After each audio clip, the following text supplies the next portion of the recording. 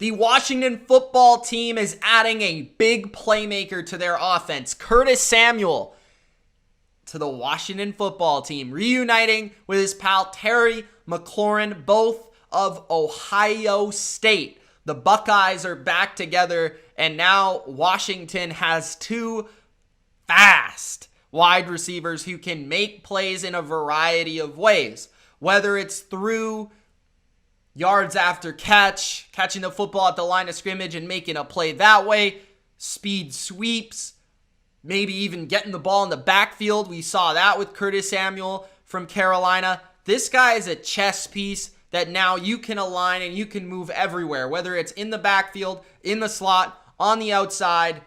Curtis Samuel is going to perfectly complement what you already have in a number one alpha wide receiver, which is Terry McLaurin. So Curtis Samuel is not a number one, but he is somebody that is going to impact the game of football for you in a variety of ways. He has great burst, great suddenness, great ability to make people miss. He has good toughness, right, which has allowed him to play running back and even take carries in between the tackles.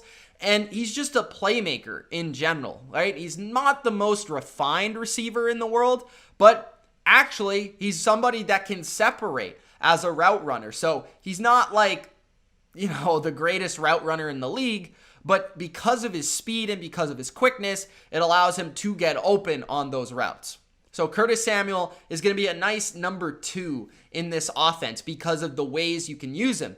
And mentioning the ways you can use him, it's nice to see that he went somewhere that knows what he offers, right? Washington, the team and the staff that basically draft him with Ron Rivera there and Turner on offense, they're going to know how to use his skill set and know what he does best, right?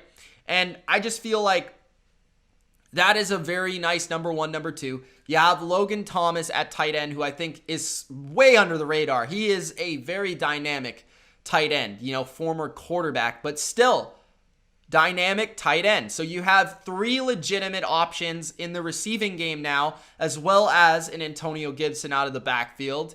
And now you've also added some depth to your running back position. Lamar Miller did sign with the Patriots before last season. He was cut not long after. But Lamar Miller is now kind of like 1 or 2 years removed from his Achilles injury, I believe it was. He had a serious injury that kept him out of football for a very long time. So I would not count on Lamar Miller being a long-term solution or maybe even making this team.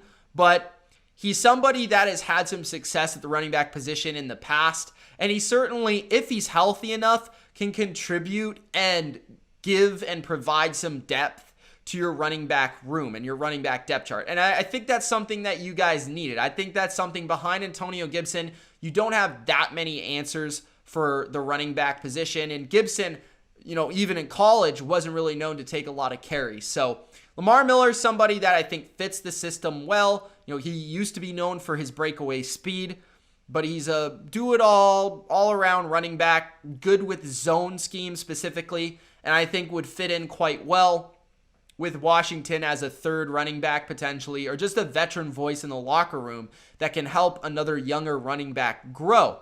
The real move is Curtis Samuel, but Lamar Miller is nice to see that he's getting another chance here, another crack in Washington, and we'll see if he can do anything with it. But I'm very excited about Curtis Samuel because he was one of my favorite receivers coming into free agency, and I was very curious to see where he would land. He does land with Washington, and we'll see how they use his versatile skill set in 2021.